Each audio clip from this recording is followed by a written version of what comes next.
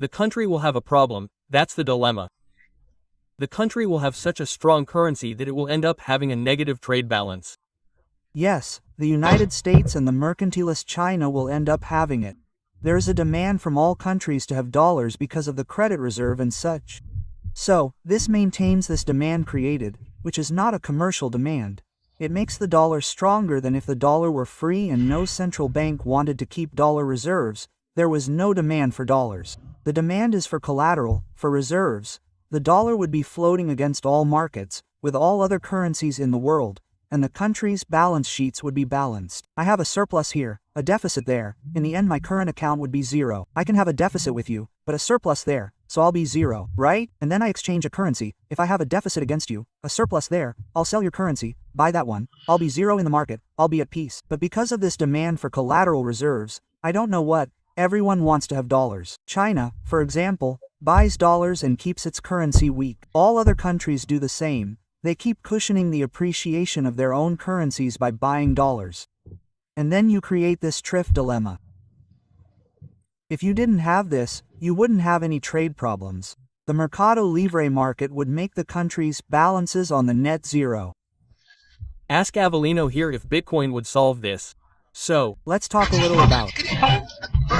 I wanted to say if you don't think that China is pushing yen to other countries, making agreements and trade deals in yen, doesn't it want to take some of L's space? It can want, but wanting is not being able. That's what I always say. The problem is if the one who deviates along the way, right, then this yen will be worth very little. I think it will be like Jilma says, right? No one will win, no one will lose. Everyone will lose. Exactly. The crisis will affect everyone. Now, the Bitcoin crowd, the fanatics say, no, Bitcoin will survive a major crisis, and so on. What do you think about that?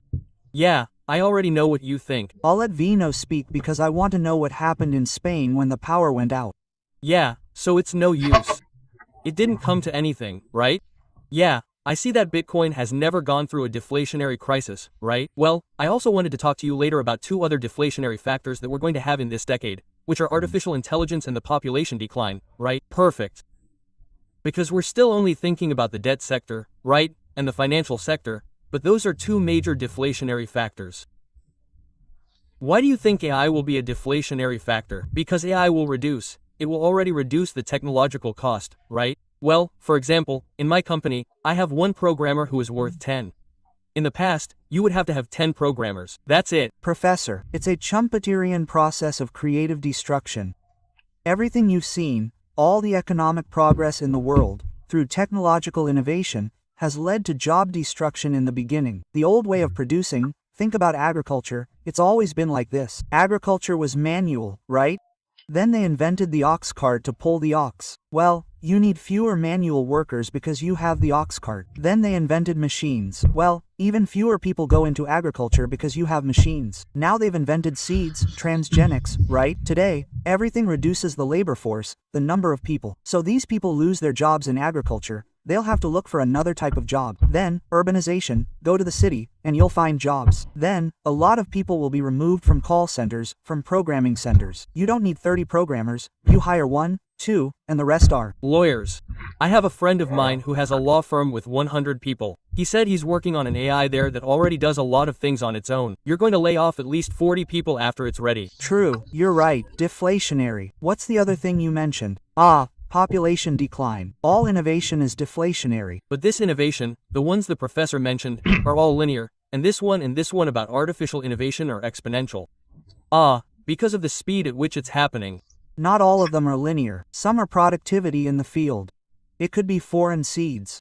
All the innovation that Embrapa, for example, created and made cheaper in agriculture was not linear. It was for each amount of investment. The return was not linear, it was greater. But AI is even greater. Yes, it is.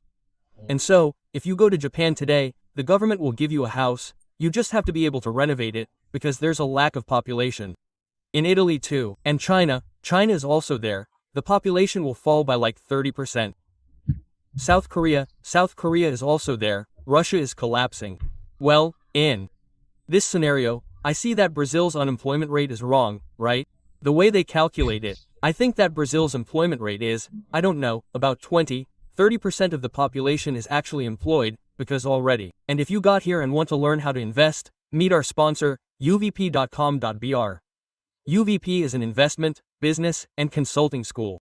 If you want to learn how to invest in stocks, real estate funds, foreign currency, ETFs, do stock market operations, sort out your financial life, if you have debts and want help, some guidance to get out of those debts, right? And if you have at least $400 or $500 to invest per month, UVP is for you. UVP is the only investment school that guarantees 100% of your money back if you are not satisfied. So, what are you waiting for? So, click below, uvp.com.brbr and guarantee your place now.